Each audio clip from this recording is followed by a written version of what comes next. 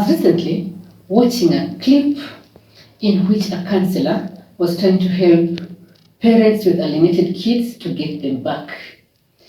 And I was getting annoyed with every moment of that video.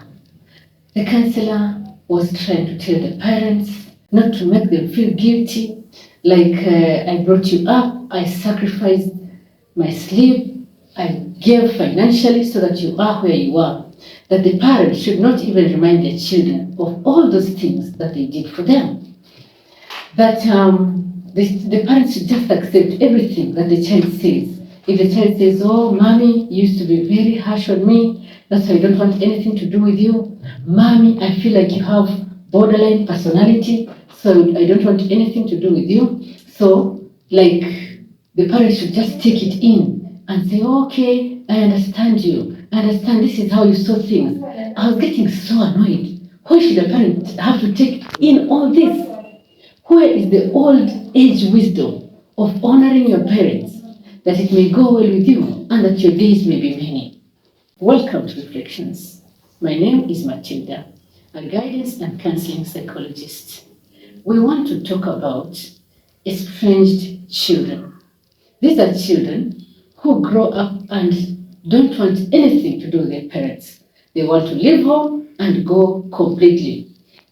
And they want to justify their departure from home by blaming the parent for wrong parenting. Now, I would never justify a child to do this to their parents, not for anything. All our parents made mistakes. Mine too. They made mistakes when they were raising me up. But there were so many other sacrifices that they did for me, so many good things that they did for me. And for those good things that they did, I would forgive them and love them and honor them. And I believe this is how it should be. So I would never justify any child. In fact, I would call it selfishness. This child is just selfish. This child is going to have her own kids or his own kids. Is he an angel not to make mistakes? He would make mistakes the same way. And he'll expect his children to forgive them. And these parents are not asking for your money even. Many times, they just need your company. They just need your warmth. They just need you to bring them, their grandchildren, to be with them, to hug them. And now you choose, you don't want to have anything to do with them. It really annoyed me. But as I got thinking about it, I saw that in the same scripture, that is Colossians and Ephesians, the Bible does say, children, honor your father and mother, that it may be well with you, that your days may be many. But as you go on reading, you realize that the same chapter addresses the father. It says, fathers, do not embitter your children, or they'll be discouraged. That is in Colossians 3:21. In Ephesians 6, it says, fathers, do not exasperate your children. So I got thinking, is there any way that really parents can embitter their children? Is there anything that parents can really do which can cause their kids to want to go away and never come back? So as I pondered on that, I remember this video that had gone viral, where a father was caning his son. The father was spanking his son on the backside. The boy is pleading, Daddy, I'm sorry, I will not repeat it again. But the father was relentless. It reached a point where he even removed the trouser the boy was wearing and really spanked him until he had scars. So I was asking myself, and the mother was there. She was watching, albeit pleading, oh, leave him, that is enough, you're hurting him. But she did not move an inch from where she was sitting. And this child say they have a father-son relationship with this man. This looks like a monster to this child. This man is supposed to be protecting this child, but this is the man who inflicts harm for whatever mistake. I don't think this child had killed anybody, received such beating. So according to me, this boy stays in that family so that they can get food, they can get shelter, they can get education. But once the boy is independent, this is a boy who would never want to come back home because of the way his father treated him, because of the way his mother behaved.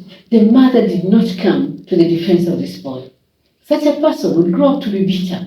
And I think when I look at it from such a point of view, I understand that some children can actually want to move away and never come back to their parents. Another thing that can estrange our children is when we are too critical about everything they do. Your child has brought home a report card. She has moved from number 80 to number 70. But you are there saying, you are useless. How now, Chili? Do you have anything between your ears? You can't even appreciate the effort that your boy has made to move those 10 steps. Yet you're the number one person who should be cheering your children on, who should be building up their self-concept. So your children try again and again, and finally they just throw their hands in the air and say, whatever I do is never enough for my parents. That is one way we can actually embitter our children. Now, on the other extreme are those parents who don't want to punish their children. They are so afraid of offending them. They don't want to hurt their feelings in any way. The permissive parent. So this parent just lets their kids be, buys them all the presents, and hardly ever rebukes them for any mistake. Believe it or not, these children will still turn against you when they grow up. They'll say, if my parent were a bit more strict with me, I would have turned out a better person. And they'll still blame you for it. Or I hear of my friends who tell me, if only my parents taught me how to hustle, right now I would not be where I am. So you see, that is an adult who is reflecting on how they are parented and blaming their parent. So what do I want to say? That there are many ways we don't get it right as parents. But as a parent, I'm doing my best. I want to get it right. I'm reading the books, I'm attending the seminars, and thank you for attending this seminar. It is also a seminar on parenting. I'm doing everything. I'll do all I can. I will pray for my children, then leave it to the Lord. If they choose not to come back to me, I did my best. I have no regrets. I did the very best that I could do. So I encourage you to do the same. Do your very best as a parent. Establish relationships with your children. When they grow up, the family ties will always bring them together. Have a meal together. Maybe say every evening, all of you, father, mother, and children, sit together to have a meal, even to pray together. We say a family who eats together, a family who prays together, sticks together. Let us deliberately establish such traditions. Even celebrating birthdays, I used to think it's a waste of money. But I think it is good. When you celebrate your child all as family, you are helping to strengthen the bonds between the family members. Christmas, Thanksgiving, let us make it a point to share them with our children. Then finally, that scripture talks about fathers. Fathers. It doesn't say mothers. It doesn't even say parents. I kept wondering, why does it only refer to fathers? Now, I don't know much, but I want to remind fathers that we are very thankful that you provide the money, you provide the school fees, but I want to urge you, make the effort of building relationships with your children, both your sons and your daughters.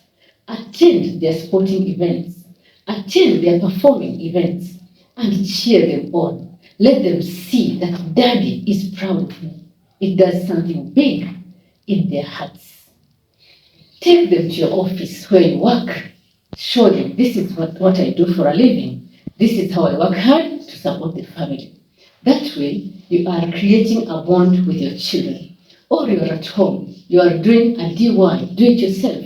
Maybe you're fixing the ceiling. Let them be the spanner boys. John, bring this. Mary, go and do that. As you work together, maybe you're not even given too much talking, but that working together helps to create bonds, helps to create ties that last a lifetime. Thank you, dear parents, for tuning in today. You're welcome to subscribe, to like, and I'd like to hear your comments. Thank you.